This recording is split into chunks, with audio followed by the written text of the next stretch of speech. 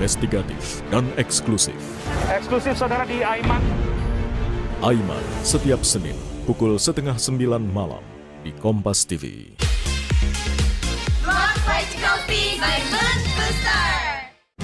Tangannya yang menyebut istri Verdi Sambo, Putri Chandrawati, kepergok memiliki hubungan dengan salah satu tersangka pembunuhan berencana Yosua, Kuatmaruf. Pelapor yakni advokat Zakiruddin Caniago yang jadi ketua umum Aliansi Advokat Anti Hoax. Supaya jangan sampai ini menjadi presiden buruk di kemudian hari kalau dibiarkan, seolah-olah apa yang disampaikan itu benar. Misal, satu contoh, mengenai luka sayatan, luka karena dianiaya segala macam, itu percayakan dong dengan institusi yang melakukan pemeriksaan segala sesuatu itu kan sudah ada prosedurnya. Kenapa kita nggak menahan diri? Kenapa kita nggak sabar? Proses penegakan hukum di kasus pembunuhan berencana Brigadir Yosua Huta Barat sudah menyita perhatian publik. Semua pihak harus menahan diri dan menyerahkan sepenuhnya penanganan kasus pada Polri agar tidak memperkeruh suasana. Abel Insani, Julian Fernando, Kompas TV. Dan untuk membahas soal laporan Aliansi Advokat Anti Hoax soal tuduhan pada mantan pengacara Eliezer Deoli Payumara dan pengacara Brigadir Yosua Kamarudin Simanjuntak. Saat ini sudah bergabung di studio Kompas TV, sudah hadir mantan pengacara Richard Eliezer atau Barada Eliezer Deoli Payumara dan Ketua Umum Aliansi Advokat Anti Hoax Zakiruddin Caniago yang bergabung lewat sambungan Zoom. Selamat petang Bapak-bapak. Bang Deo, selamat petang. Selamat petang, salam merah putih. Selamat petang juga, Pak Zakir. Selamat petang, salam Aliansi Advokat Anti Hoax. Oke, Pak Zakir, jadi ini landasan laporan Anda ini apa, Pak Zakir? Ya, selaku advokat yang peduli dengan ketertiban hukum di negara ini, ya tentunya kita merasa panggil karena tingkat keresahan di dalam masyarakat kita akibat penyebaran dan pelontaran berita-berita hoax yang dikeluarkan tanpa dasar. Semua kita melihat ini menjadi satu blunder dalam rangka untuk menjadikan terang persoalan dalam kasus ini. Oke, blundernya bagian pernyataan yang mana dari Bang Deoli Paidi? Ya banyak. Contohnya? Dan pemberitaan yang dia keluarkan sendiri juga banyak. Contohnya Pak Zakir? Seperti misalnya rekan saya ini selalu mengatakan bahwa dia tidak mendapatkan informasi dari Baradae, mantan klimnya.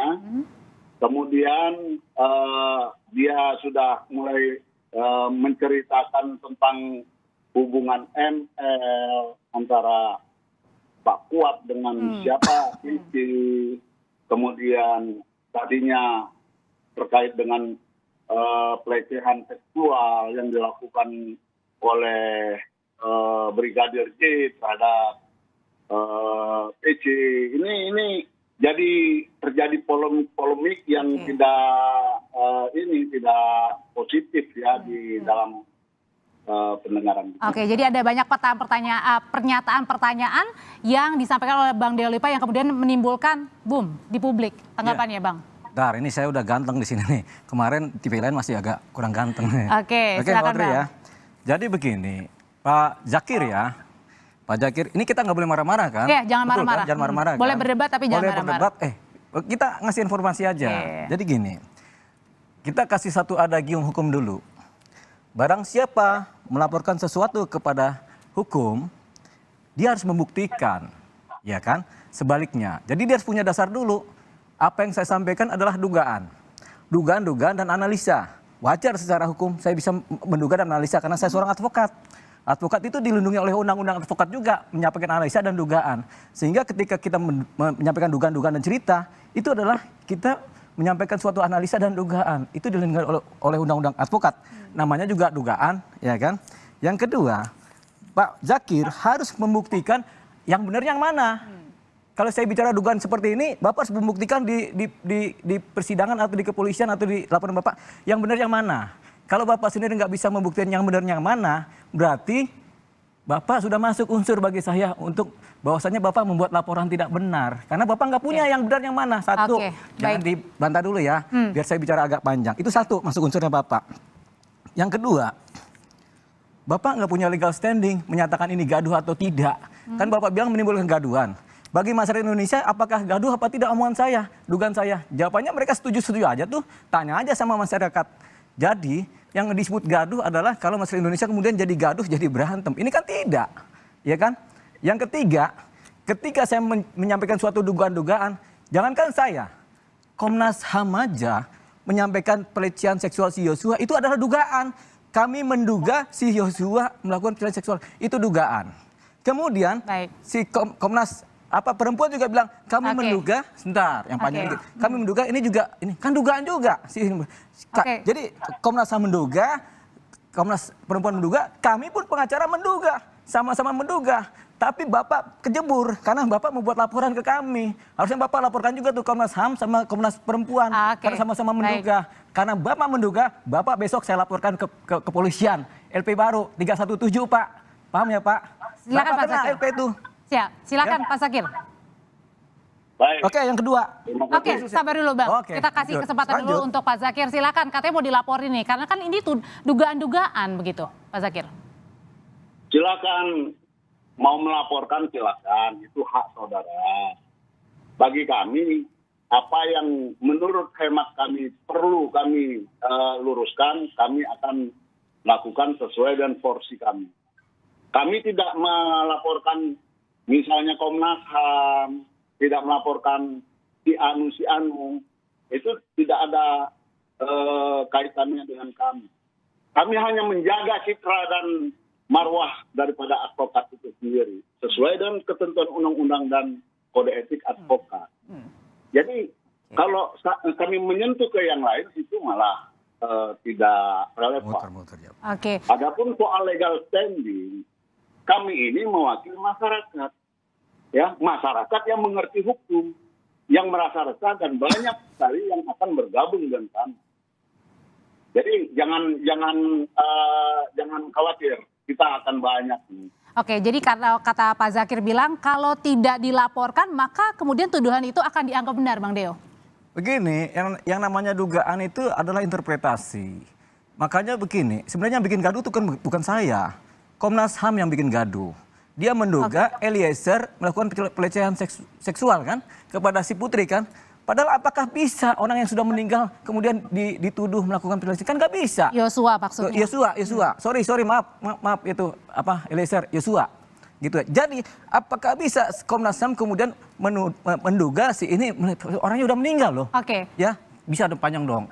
Karena ini cerita, Bos. Tapi kita balik lagi, Bang Deo. Kalau misalnya tadi bilang tuduhan, misalnya ada hubungan khusus itu berdasar. Saya menduga. Ya, menduga. Boleh dong kita menduga. Tapi kemudian apakah itu disampaikan langsung oleh Eliezer, mantan klien? Begini, Eliezer kan curiga, ada tanda kutip. Kan kita kode-kodean, kita kan ngobrol berdua. Dia curiga, kita juga ikut curiga. Nah kita curiga, oh jadi kami menduga sebagai pengacara, saya harus menganalisa ini. Nggak bisa saya diam-diam saja. Kenapa? Karena ini untuk kepentingan keadilan masyarakat. Bukan untuk diri saya sendiri. Dan sebagai advokat, saya dilindungi oleh undang-undang kalau saya menganalisa.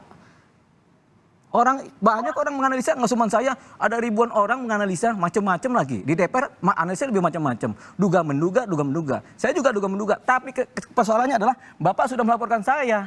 Suatu dugaan Bapak lapor saya. Kan jadi pidana kan? Akhirnya saya lapor balik, Bapak kekunci Bapak kekunci. Ya kan? Bapak harus membuktikan yang benar yang mana. Oke, kalau misalnya besok mau dilaporin nih, Pak Zakir. Ya, syukur alhamdulillah. Begitu. Kan begitu kata beliau.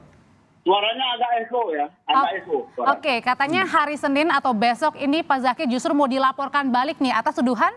Ya itu pasal 317 memberikan laporan tidak benar. Karena Pak Zakir nggak bisa tahu yang benar yang mana dari cipta ini. Oke, silakan Pak Zakir kalau gitu. Pak Zakir tahu, oh sebenarnya nggak melecehkan karena memang faktanya tidak melecehkan.